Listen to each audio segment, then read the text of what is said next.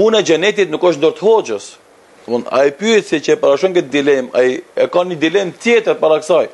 Ai mendon se hoxha ka dënë me shtin xhenet, ai hoxha as vetën e vet se në shtin xhenet.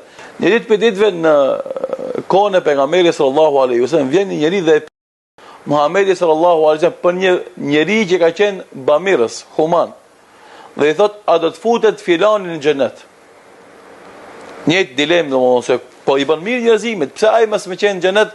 E për shembull dikush që sikur se u përmend domethënë çoban ose njeri jo shumë me dituri dhe jo shumë i aftë për shembull me qenë xhenet e ky mos më qenë.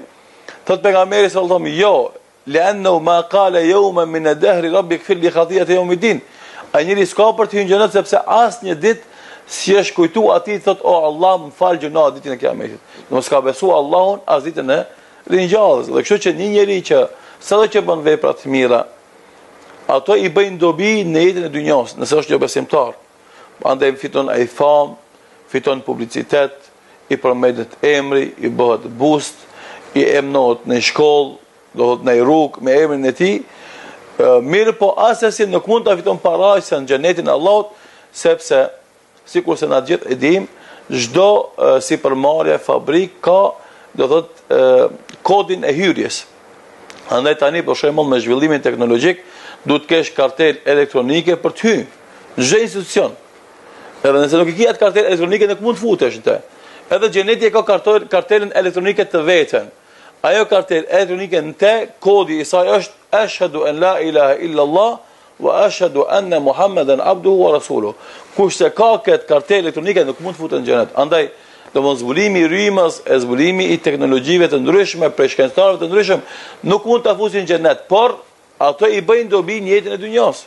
Sikur se për shembull të fiton çmimin Nobel, fiton 1 milion euro për shembull, ose të fiton domethënë famë, publicitet, emër, sikur se e përmendëm pak më herët. Dhe për këtë shkak nuk është kjo padrejti. Përkundazi se parajsa futet me besim dhe vepra të mira, dynjaja fitohet me dituri dhe shkencë dhe kontribut për të.